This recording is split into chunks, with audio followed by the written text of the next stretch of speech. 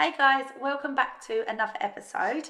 Today I have a very special guest, and Lucy is actually going to be a resident guest on our podcast show. She is absolutely batshit crazy. How dare you? She's a very dear friend of mine, a fellow PMU artist and trainer, and I think she'll be absolutely amazing for the show. So today's episode, we're talking about make or break.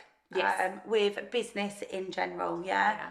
Yeah. So Luce, why don't you tell us a little bit about kind of your story and where this has come from? Yeah, so my background is nothing to do with permanent makeup. It's actually nothing to do with beauty. I'm telling you this like you don't know. You've heard this story a million times. But you're telling everyone Yeah. else. So my background's actually social care.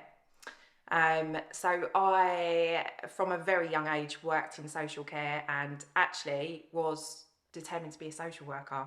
I have no idea now why I would want to do that because it is probably the hardest job ever. Well, we do know you like a challenge. I do love a challenge, and I definitely like the more extreme kinds of people. I like to surround myself with those.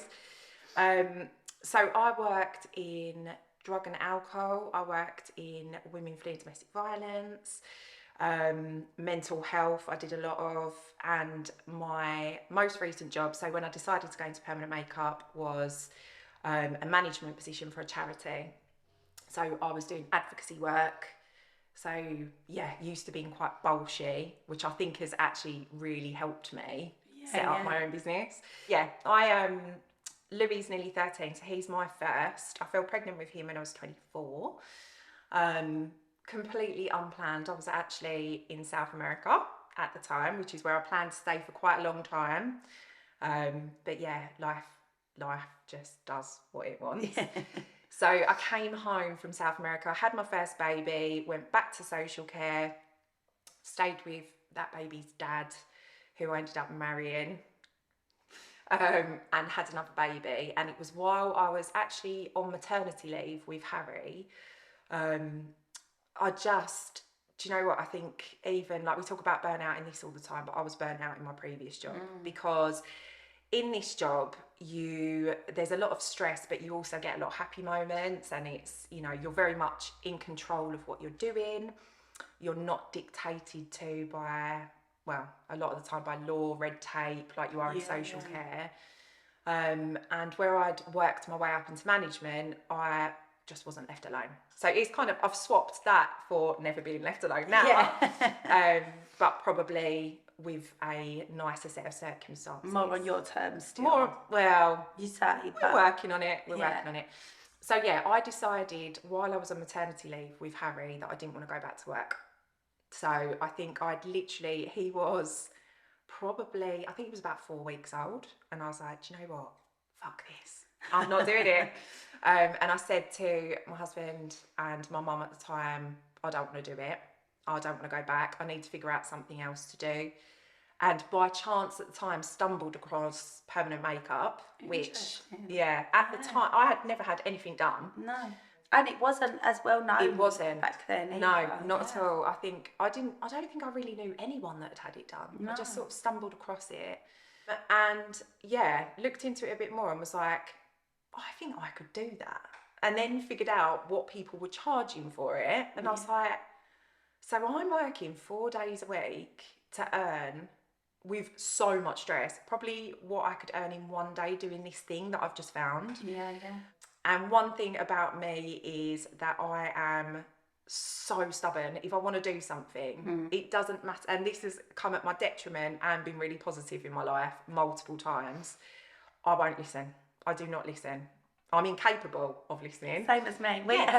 Sometimes it works. And sometimes people say to you, don't do it, you're making a mistake. And you're like, I'm going to do it. Yeah. And in this instance, obviously, it did pay off. So I borrowed the money to do the calls. I had no money. I was like on maternity leave. I want to say I was on statutory, which I think is something like £120 or something like that. So my permanent makeup course was about £7,000, and there was just no way I couldn't do it without borrowing. So I went and did my training, and I vividly remember it because the baby was so young. I was still breastfeeding. and I was trying to do this training, and then every so often I was like, oh my God, my boobs are going to explode because I hadn't fed him. So I was having to rush off to the toilet to use my pump in the toilet and then come back again. So it's, yeah, like quite funny memories really. And just goes, I was so determined. I was like, I'm doing it. Yeah. The course was questionable in that it was all 3 areas of permanent makeup in 4 days. And at the end of it, I just remember coming out of it and thinking, yeah, I haven't got a fucking clue what I'm doing. Like, what am I doing? Yeah. But I'd kind of got everything, all ducks were in a row for when I finished. So I had my first model booked in. Sorry, Mum. She's still sporting them eyebrows. They're a disgrace. I think we all done it. Well, it's literally all of the people that you tend to go for in your early days, your first models, the only people that will let you loose on their face are your family because they love you unconditionally. And the trainer once said to me, whatever you do not use your friends or family as models because you have to look at them all the time. It is so true. That is what we all do. Yeah, and I do. And I have to suffer the embarrassment of those eyebrows every single day. Yeah. So, yeah, I set up a little room from home when I first started, and that is actually where I stayed for like the next 6 years. I loved it.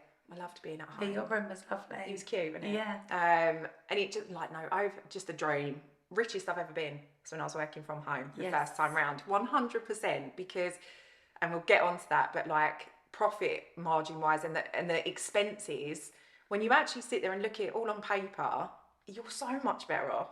And this is what I always say to people, don't focus on turnover. Yeah, means nothing. Because we do. We get so caught up on revenue and how much the business is generating, but you have to look at your profit. Yeah. How much have you actually still got in the bank at the end of the month when all your expenses are paid? Yeah. And the time. And stress. Yeah. And Yeah, so I set up, so running sort of like concurrently to this and running alongside it, I was, as you know, in a really horrible marriage. It's a marriage that should never really have happened anyway, but it did, and it is what it is. I had no idea at the time that there was so much worse to come. Yeah. I just knew I was really unhappy. I had 2 little children to look after.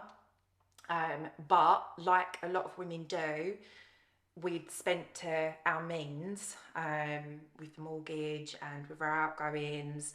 And I knew that I would really, I couldn't have left when I was in my previous job. I couldn't have got out of it. I wouldn't have survived financially.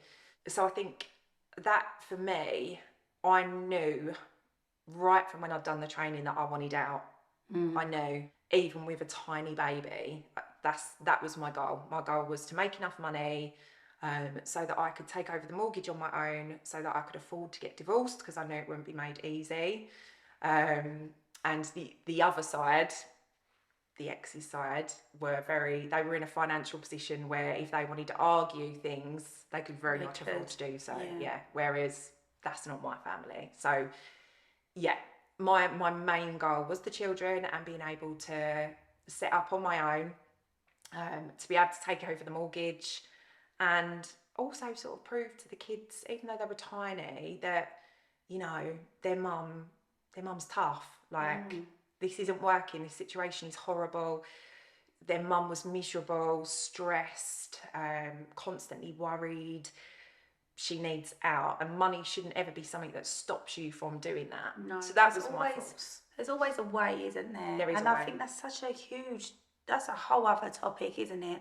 About, you know, staying in unhappy relationships because you feel you have to. Yeah. You've got no other option. Yeah. And exactly with you. I mean, I've got a few broken questionable relationships behind me.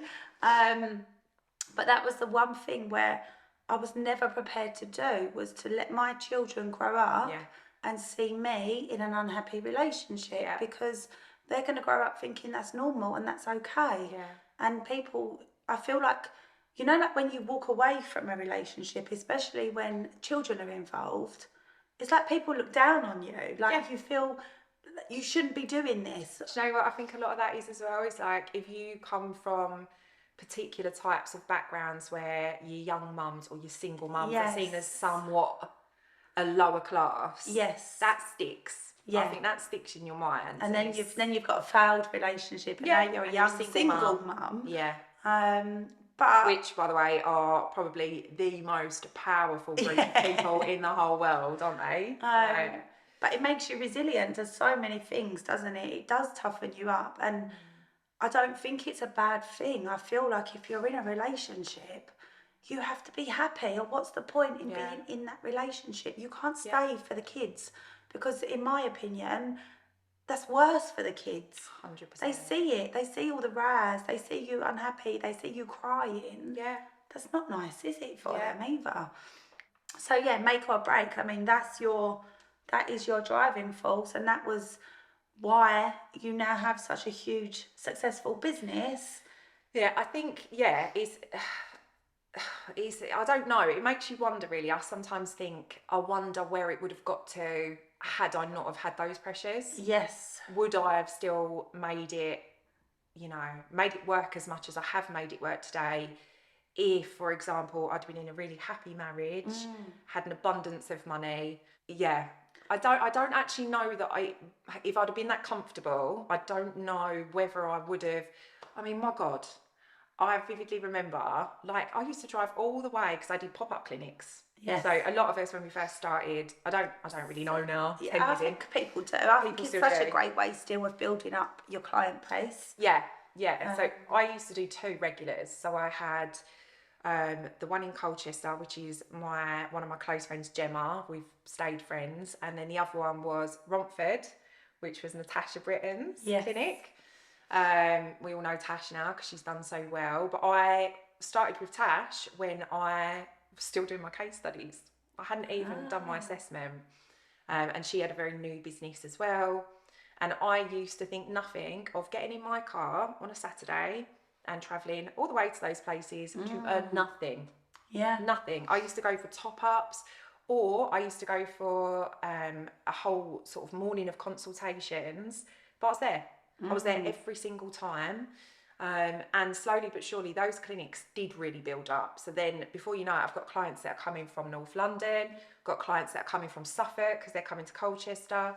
And the majority of those people, when I did step back from doing those clinics, still come to me. They do. They follow you. It's your face. Yes. So if you found somebody that you trust with your face, you trust to stick needles in your face, you're not going to anyone with, a bit of intelligence is not going to shop around. They're going to stick with their person if you're providing a good service. Yeah. And you build that relationship with that client. Yeah. They trust you now. They like you. Yeah.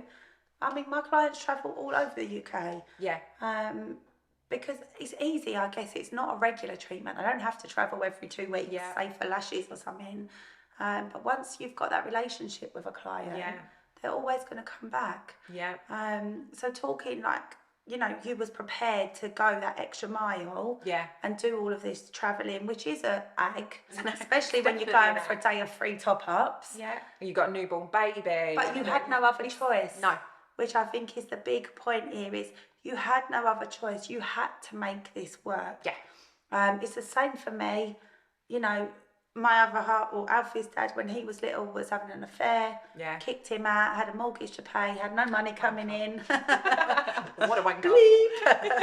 I had to. Yeah. I had no other choice. I was going to lose my house. Yeah. And I think having this driving force behind us, it's what makes you do the extra things, and it's you have to create success. You have no other option. So I think when you start a sideline business, if you don't have something driving you, it's quite easy to slack off. Yeah, to not go that extra mile and then wonder why your business isn't taking off. Do you know what I mean? Yeah, and I don't know about you, but I've found teaching. You see this a lot when you go into teaching with students. Yes. I'm going to throw something out there now. Go on. A little bit controversial.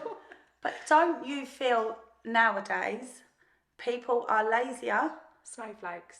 Snowflakes. I love this word. Yeah. They're not prepared to put the hard work in. They want everything handed to them on a plate. Yeah. and they think one post on Instagram is going to get them 10 clients. Don't. Like, do you see this? It infuriates me. Compared to how hard we used to work to grow our business. Do you know what? I think that a lot of that, I actually blame us lot for it. And I'll tell you why. It's because we have all done this, right? When we're launching our permanent makeup businesses and stuff, we're like, earn this amount for this many days working, and you know, a full-time job in a part-time business, or whatever, full-time salary in a part-time job. Now, that is not untrue, is it? No, you can do that. It's totally achievable. However, I think people maybe, not everyone, because some of my students have done phenomenally well, as have yours. Yeah. So it is not everyone. But I think the problem with the beauty and aesthetics industry is that it's heavily marketed at being this get rich quick thing. And it just isn't. And it wasn't so much when we went into it. No. It is now. Yeah. With the rise of like coaching and business mentoring and a lot of the online marketing gurus and stuff like that. Like people are selling you the dream. Yeah. But they're not actually telling you how much hard work you have to put into it to reach that point. Which we would think, like I would think, surely some of that is common sense. Yeah. But then is it to someone, it might be for us because we've not had anything handed to us. So common sense says, if you want something, you've got to fight for that. Yeah. That's ingrained in us. It's not ingrained in everyone. No, like it's true. If someone's being handed, or it's very easy for someone to go, look, mum, dad, you know, I would really like to do this course. Could you pay for it for me? Yeah. Or, look, mum, dad, I really want to open my own clinic. I need an investment of 30 grand to do so. Could I have it? Yeah. There's nothing wrong with that. Yeah, I was going to say, there's nothing wrong with that. I mean, bloody well done if you can. I'd like some of that. But it's knowing that that's just the very start.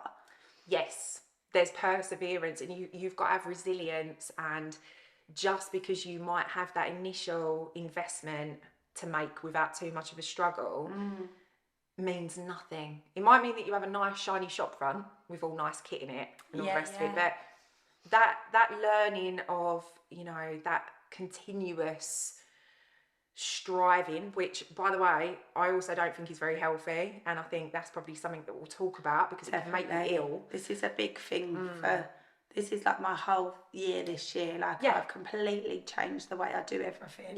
Because you'd reach again, it's like this weird superpower that if you let run loose, it can make it's either it can take over your life, or the worst curse, because there is no switch off button. No.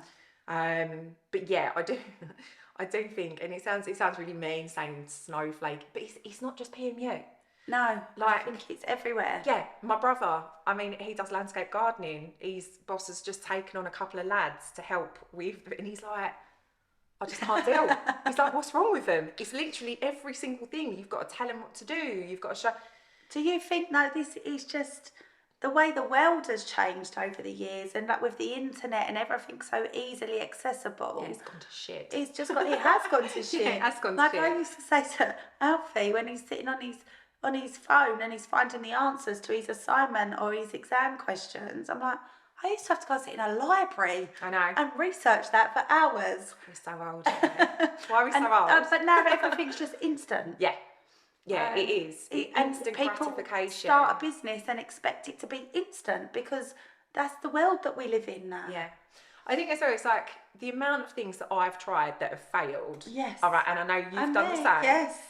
So for every like one thing that does really well, what, like 10? You've got 10 that haven't 10 worked. that have completely ballsed up, and you're like, oh, this is awkward. No, it's not just everything you put out there is successful. But that's part of it, isn't it? It's like, you know, if someone does a permanent makeup training course, and then they go out, they advertise for clients for 2 weeks, they don't get anyone. That's the point where you go, that's the point where the two types of people split. Yes. You've got the people that go, yeah, no, I'm not going down without a fight, no chance. Or you get the people that go, shit training. It's not working. Shit training. You know, despite all of the amount of, you know, students that you've got that are absolutely flying with what you've taught them. And this is what I was saying recently in our forum. Our industry is not dead. No. It's not dead. You just have to get off your ass. It's changing. And you've got to go find them clients. They don't come flocking to you anymore. No. And I feel like there's two types of business owners. You've either got your solution finders or you've got your excuse finders. Yeah. You either find excuses and you sit and struggle when you stay in the same place, or you find a solution and you move forward. Yeah. It's literally, you go one way or the other. Yeah, 100%. I don't know. I don't know. I'm hoping that when all of this, all the regulations and stuff that everyone's talking about, everyone's harping on about it and going, you're going to need this, you're going to need that, you all have to do this. No one actually knows yet. There's speculation, obviously, and I probably lean towards the fact that they're going to say that everyone's got to have a minimum Ofqual regulated requirement. I think level 4. Yeah. Well, we know already from London boroughs, it's been enforced for years in London. Yeah, and you've been saying it to me for years, haven't you? And I refuse to listen for a long time. And this is the thing, I have said it for years. Because of being in a London borough, we know they're always the first to enforce regulation or to put things into place, and we've had it for years. So is it coming nationally? I think probably. With now the whole, we're in the consultation period, it's actually getting looked at by government. But do you know what I don't like? I don't like it when trainers that refuse to offer level 4 are then saying, you don't need it, it's all scaremongering, it's hearsay. It's not scaremongering.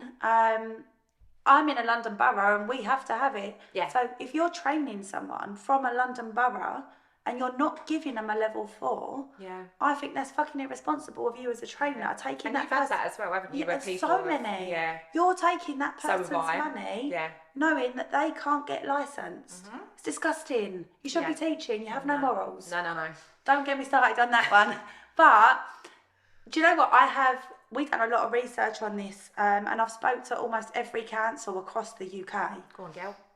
And a lot of councils have actually said that if you're already licensed and level 4 comes in, it's like you're going to kind of be grandfathered in. Yes. But so if like you're, a couple of years.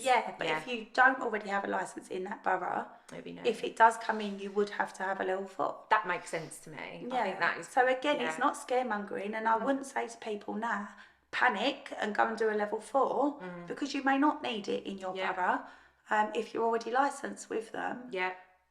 But at the same time, should it be something we're all working towards and for standardisation? Yeah, and I think as well, like, we're gone completely off topic here, mate. Totally off. I think with the level 4s, just on a side note as well, it's like a lot of people that offer PMU also do little aestheticsy type bits as well. I genuinely believe that it is going to change for them. I think, yes. So if you get a level 4 in your PMU, that's a stepping stone onto higher things already anyway. Onto like your level 5 and 7. It won't be wasted, whatever you do with it. But so that's that. So to wrap up on our very first episode, you have to have a driving force, I think, is our key message in this episode. So what happens if you don't have a driving force and you just fancy it? What happens if you just go, I quite like the look of that? Well, then you've got to be prepared to put the bloody hard work in and make it work. Yeah. Even if if you're not coming from that place of desperation where you have to make it work, if it's a dream of yours and it's what you want to do, then you've got to be prepared to chip away at it every day. I mean, every day you should be chipping away at one little thing. So that is our little take on it. If you enjoyed this, stay tuned because we're going to have a lot more coming. Juicy stuff. You can listen to us ranting and raving, giving our opinions on stuff. We're not going to be holding back on anything. We're just going to go. We're going in, mate. We are going in. So stay tuned, guys.